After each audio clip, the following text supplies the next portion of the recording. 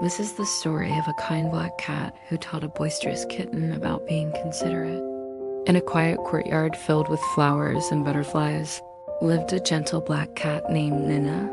She shared the garden with other animals, birds, rabbits, turtles, and one very grumpy old squirrel named Mr. Pico.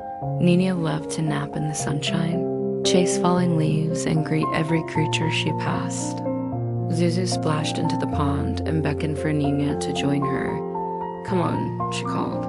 "It's so much fun." But just before she landed, she glanced at Nina, who had a kind smile on her face and was watching Mr. Pico with her tail twitching. First, she went to the turtle pond and gently nudged the turtles toward the water. Then she went to the bird's tree and sat on a low branch. The birds snuggled close to her, chirping softly. Next, she went to find Mr. Pico. He was fast asleep, so she just curled up beside him and gave a soft purr. He stirred and patted the space beside him for her to climb up on his cozy nest of pine cones. And there they stayed until morning. So Zuzu climbed off the pile of pine cones and said, "I won't bother you, little squirrel." "Thank you," said Mr. Pico gruffly. She went from animal to animal. She helped the turtles reach the water. She sat beside the birds without climbing up the tree. And she even placed one pinnacone gently on top of Mr. Pico's new stack. "I can still play," she said to Nina, "but I can play with respect." Nina blinked with a smile. But Nina gently placed her tail across the edge of the pond and looked Zuzu in the eye.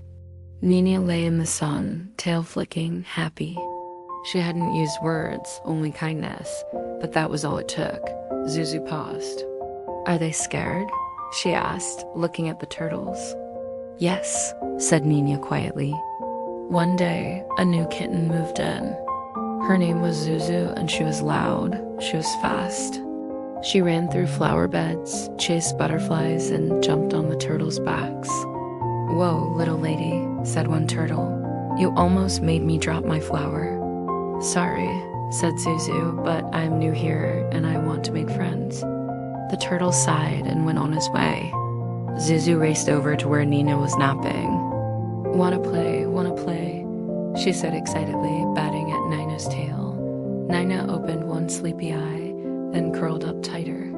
She hoped Zuzu would go away, but instead, Zuzu started chasing butterflies with her.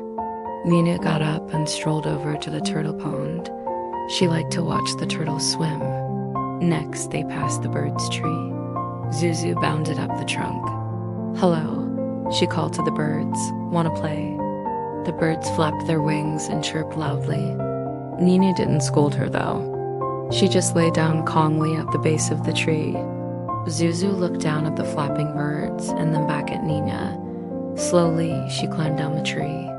"I didn't mean to scare them," she whispered, ashamed. Nina gave a quiet purr.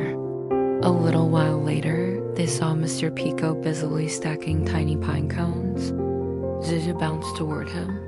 "Gotcha," she said, pouncing. That night, after all the animals were asleep, Nina got up. She had an idea.